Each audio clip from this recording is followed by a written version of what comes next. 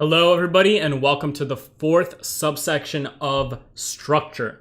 In this fourth subsection, we're going to talk about one more aspect to this, which we call the MentorFX block. The MentorFX block is another take on the idea of these demand and supply zones in the market, but how you can use these overall zones to actually understand where your potential bias is heading from a structural point of view. Now, the way we do this, and the way you will also learn to do this, and this is going to be their first introduction to it, is understanding that moves happen in myriads of pushes down and pushes up, as we spoke about. So one way to actually view structure, let's actually do this on the 4 hours just to follow it along, is to view it from a standpoint of a move down before a larger move up. So if you take this overall general move down right here and you take it from the top to the bottom, this is what we call a MentorFX block. Just like that. It is a large demand zone, which is something we will cover in the future course content, but this is going to be part of given structure. And what I mean by that is it's just a large down candle, right? This whole move down counts as its own large down candle. What you can do is if you go in and follow price along a few times, just like this, you'll actually notice that it will help you predict a given direction for a little bit of a time before it either fails and then continues on an opposite direction. So we're going to take a look at that in just a second right here with all of you. And you'll see how you can use this idea of what we call the MentorFX block to decide where structurally we are heading from an institutional order flow perspective. Now, because when we talk about institutional order flow and structure, we understand the two are intertwined in the sense that if there are orders that they have gotten into buys on in all these areas, and they're bullish overall, they don't want to move price back below and under these areas, because below those areas, they'll be in negative positions for no reason. And instead, they will keep price above that, taking out liquidity intermediary, just like that, right? With moves right below liquidity to then continue on higher pushes, and so on and so forth. And that is how they get involved institutionally in structural plays. And that's why structure is important. Now, part of that is understanding that major moves down is the same thing. It's a large sell on behalf of the composite man to come and liquidate all the positions that might be in these areas to then take them to higher points. And that whole area is what becomes what we now refer to as the MentorFX block. It's also what is known as a large area of demand. It's just a demand zone that has been increased. And we're going to talk about this as well in the future content, but this is again an important part of structure. So think about this as a large push down. And again, this large push down can come from a myriad of places. You have the decision to use it at multiple places. Either you take this move to the final move down.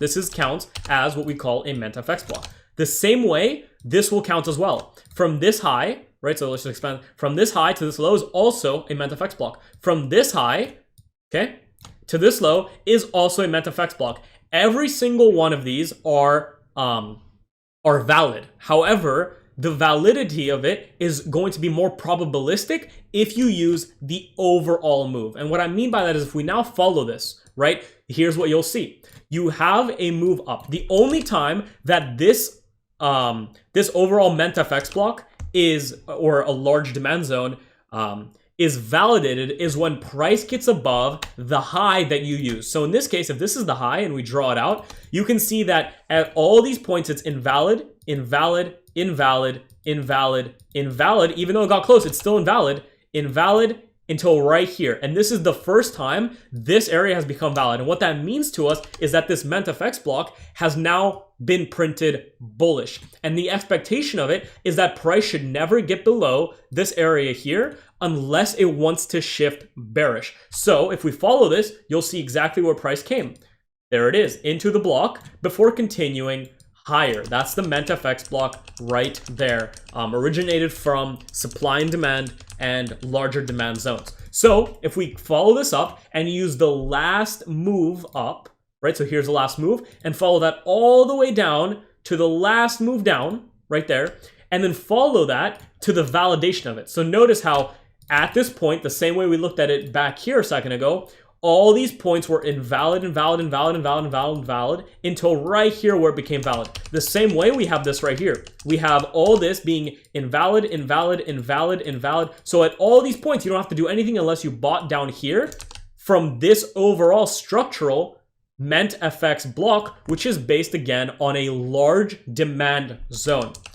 And here it becomes valid. As soon as it becomes valid, this entire area is now technically the new sole area where smart money or order flow doesn't want to get below, because if they're bullish, getting below here is going to be negative. So notice what happens. Price comes into this area and trades higher. Now, the same way we looked at everything just now, we take the high, okay? We follow that to the low, just like that, and we draw it out. Now, if we draw out the high above it, you'll see it's invalid, invalid, invalid, invalid, invalid, until right here, this wick made it valid. So that means at this point that price, if it wants to maintain bullish, should never get back below this point here. And as a result, you can see that it comes in wicks, right? So again, if we follow price, came up, actually right here, it came up, came and wicked it, and then went higher. So the reality is it actually worked as its own MentorFX block, and we can draw that again. So if we draw that from here to here, that counts as a MentorFX block, but notice how it never became validated. If price came above here, if price traded above this area, then we'd be valid to look for buys from these areas here, anywhere inside this whole thing, right? So imagine, so for a second, forget about all the candlesticks in here and think about the fact that we are printing large areas of demand known as the MentorFX block. So we called it this because I don't have any other name for it, because no one else talks about this anywhere else. And we're going to talk about this more in the webinars to explain it away and to help a lot of you understand it on a deeper sense. But the idea is, again, price should, if it comes up here, it shouldn't get below this. But as you can see, it doesn't. And instead it breaks down. Now, as it breaks down, you have the same thing that we just looked at. So the reality is, let's say we used this one right here, this overall one. So the second that one became invalid was at this point right here. So again, this was all, it was valid for bullishness. It was all invalid, invalid, invalid, invalid until right here. That's where it became valid for bearish pushes. So at this exact point, we could say that on the 4-hour, using the MentorFX blocks, we have shifted bearish. And what you'll do is if you draw the last up move, so that can be from here, from here, from here, or from here, it's up to you. But let's use the overall move to the top. That's your move up before the large move down. That's your supply zone now, right? It's a large supply zone from which you expect sells to happen at. And notice what happens to price. It validates, and then look what it does. It climbs up into this area and then drops off. Now, the same thing happens. You take this area from the low to the high. That is now a new MentorFX block that is part of this bearish push. And now, using what you understand, structure should hold just below here, because this is where they have the most of their sell orders that they've entered, and that they don't want to exit, because above here, they'll be shifting back bullish. And notice what happens. Price falls down, comes and tests it, and continues lower. So that one worked again, and it held. That's the second one that held. We can follow this. Find the low. So now again, there's a few options. Make sure you watch this video all the way through, because there are a few options that will answer your questions concerning MentorFX blocks. And this now forms a new supply zone. The move is from here to up here. That's a move. Or you can use this from here to here. I will use the overall one because those are more probabilistic. However, you can use any low swing that was created before the move up into a previous zone. And again, we're using it to the wick, as you can see, to the wick. Now, the second it becomes valid is only when it trades below this point. So everything inside here is not valid yet. Okay, so this is all invalid, invalid, invalid, invalid until this low is made. The second this low is made, the second even this is broken, again, it does not have to close. All it has to do is wick it, just like it did back here. The second it wicks it or closes, that's validated, which means you can expect sells from this general area, because structurally, order flow has still remained bearish on this specific time frame using these MentorFX blocks, okay? So you have this move up, as you can see, you highlight it just like so. And again, the same thing occurs. It's only valid once this low is created. So the second this low is moved through, this becomes valid. And as you can see, it comes up, tests it, and then does not break down lower. So this next one does not become valid. However, The second we get back above here, we have shifted bullish using MentorFX blocks. And we can see that by taking the high to the low, any way you want. And now it's only validated when this trades above. So this is all invalid, invalid, invalid, invalid, invalid, invalid, invalid, valid. And at that point, you can be a buyer inside of this overall demand zone, which is a MentorFX block. Now, notice that if we just follow it like this, you'll see that it does not always work. Now, it worked 1, 2, 3, 4, then failed once, 5, 6, failed twice. So it's about a 6-2. So that's a 3-1. It's about a 66% win rate, which is actually very high. And some people have tested this even lower and it's become even higher. So we have tested this and it works. But even though we've done that, you need to go in and do it yourself, because this can happen along all time frames. Like we said before, we are only operating on one time frame right now, but the same way that we do this, if you get down to a 15-minute, for instance, right, you have the same thing happening. And what I mean by that is if we just follow this along the same way we just did, notice what happens. We have the final down move, right, from here to here. It's validated with this, it tests it, continues. Again, we have the final down move, it tests it, continues. Then it kind of comes up for a while, comes down, comes up, and finally it's created a new one. Big down move, comes up, validates it, and look what it does. It tests it, creates a new down move, comes up above it right here, validates it, and tests it, creates a new down move from here to here, right? You can see what happens in the future, of course. Comes down, tests it, creates a new down move from where? From here to here. What does it do? Never really comes back to test it, takes off for a while, but in the future, where is it that it tests? That next area that never got tested, right? So you can follow these ideas, these MentorFX blocks, which are just big demand zones where a lot of orders were sent to the market, to look for potential bias in addition to structure. So the reason I'm showing you this is because, again, it's up to you if you want to use it or not. It's actually a very good tool. I use it myself often. But if you use it on its own, it's not as good as if you use it with the idea of now what you have to be higher time frame structure plus the validation of candlestick structure, right? So that's the idea of, for instance, bullish, bullish, bullish, expect bullishness, right? It works perfectly. Along with the idea of MentorFX blocks printing for you where exactly structure may want to head. So this gets validated, then it finally gets traded through right here. So it actually does not hold, becomes bearish, right? The bearishness holds for a while, which is part of these bearish moves here. Then what does it do? Last move down right here, as you can see. Okay, last move down. When does it get validated, right? So start asking yourself these questions. All invalid until this high is made. The second this trades through it, this is valid. Price comes back into it, trades higher. Where's the last down move into it? Right here, right? From this wick to here. There it is. That's your last down move. Trades higher. What can you expect? For it to come back into here and continue. Bullish. Now, because you're watching it, it's becoming bullish overall using these points, and now it's making a big push down into here. What can you expect? Bullishness from here. Now, if you're not sure, you can confirm it, right? How do you confirm it? You can go lower and find this exact same thing inside of here, or you can already confirm it with the idea of structure shifting. So bullish, bullish, bullish, valid bullish structure. So now we have, think about this. We have valid bullish structure from this setup here, right? Right there. On top of that, we have valid bullish structure from the overall bullish pushes on the overall diagram. On top of that, we have potential higher time frame bullish structure. And on top of that, we have the MentorFX blocks, which have shifted bullish and have left a MentorFX block here that has not yet been tested. So we come into it, we come off it, and you have opportunities in here to get into crazy and really good buys. Now, the same way we can keep following this MentorFX block, right? This down move into this MentorFX block happened from here to here. When does it become valid? Right here, right? The second that becomes valid, what can you look for? Buys from anywhere in here to get higher. And notice what happens. Price comes into it, tests it, which is part of that other bullish move, and continues higher above those points again. So this is the idea of using large demand and supply zones, aka what we call the MentorFX blocks, because they're just easy to call them that, to gauge where structure may want to head. Because why does this work? Because when they have this many cells, or I guess let's use one that actually worked. When they have this many cells that they send into the market, right? They need to mitigate a lot of those cells. So when they get back above, those cells are being mitigated by these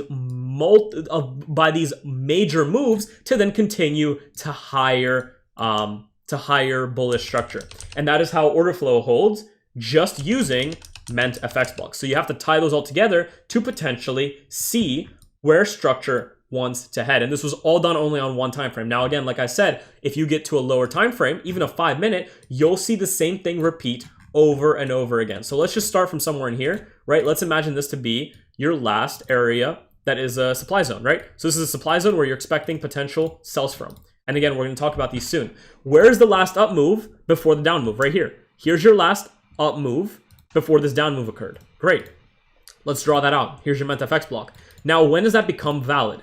Only when price gets below this point. So all of this price action in here is actually invalid for this MentorFX block. And the second it gets below here is when this MentorFX blocks become valid. And this whole area becomes what? Valid for sells. Now notice the sell that we had here. That sell was also partly based on the idea that overall institutional order flow on this specific time frame, the 5 minute, using this specific MentorFX block, had shifted bearish and should hold above here. So because of that, we partnered that with that idea of where another supply zone inside it was. And with that, as price moved away and began to validate bearish structure, right? Move down, move up, move down, valid bearish structure. We looked to get involved in these cells here and took them to the downside.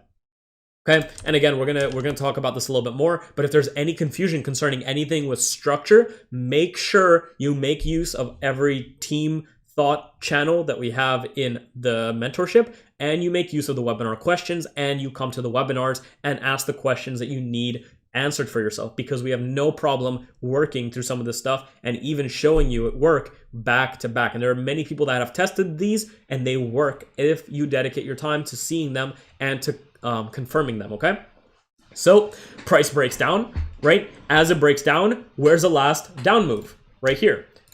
Oops. Where's the last down move? Right here. Into the previous MentorFX block to right here, right? So this whole thing was a MentorFX block and we just came up into it. And when does it become valid?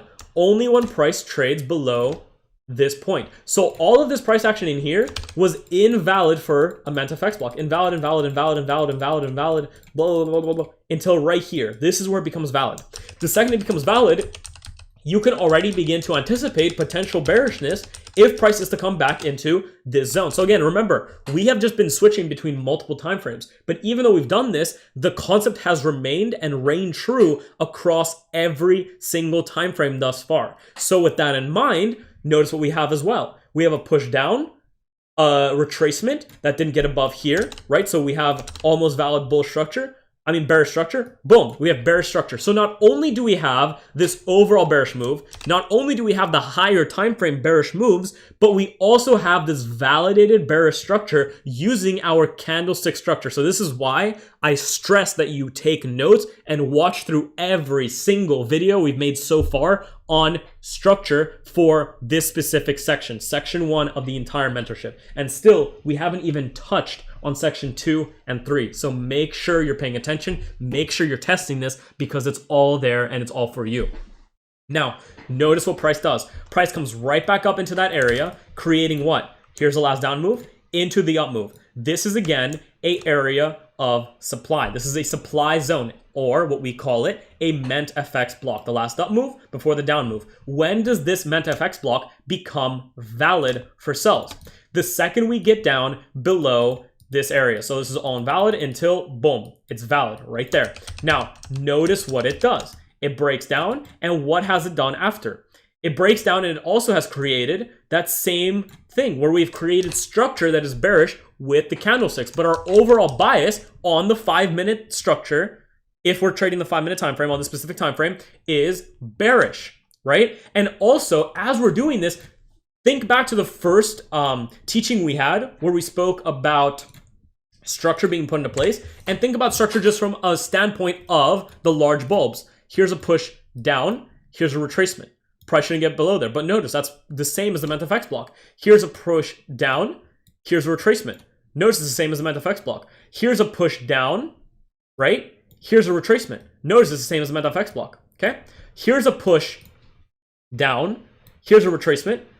It should never be above this. Notice what that is. That's going to be a new MentorFX block. Here's a push down. What can you expect? The exact same thing. For a new lower high to be printed anywhere in this area before lower prices are met. Now again, just structure is not enough to predict where this specific zone may happen for those bearish continuations, which is why we will in the future complement that with our other understanding of Wyckoff and supply and demand zones. This is why every single aspect of what we're teaching here is vital to your understanding of the overall MentorFX strategy and to how we get involved in the market. So now, what's interesting is this move up into this MentorFX block has multiple MentorFX blocks. So even though the overall structure, right, had followed suit with the MentorFX blocks, as so, just like that, this one is the first one where it might not. And what I mean by that is this right here is actually your last MentorFX block, right? Or this is, right? That low. Or this is that low. Or this is. This is where it becomes a little bit dynamic. You can ask yourself which block you want to use, which low you want to use to show yourself the MentorFX block. If you're someone that wants better RR or something, right? If you're somebody that wants better RR or something, then you would use potentially, like I showed you, these lows here. And what that means is you're still expecting this bearish move from an area in here, which is below this overall bearish push. But now it's part of this zone here instead of this overall area here where you don't know exactly where it can play off of, right?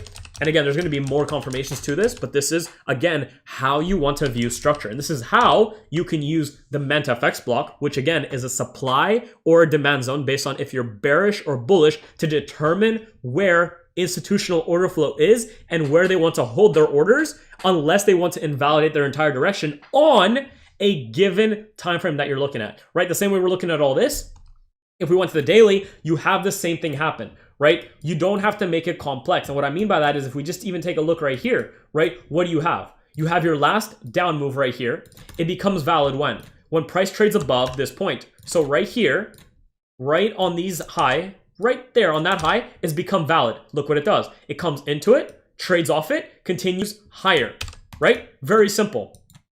Now, what's also interesting is if you actually got even a little bit higher, maybe like a 3-day, now the MentorFX block can change, right? It's from this high, that's the last high, to the low.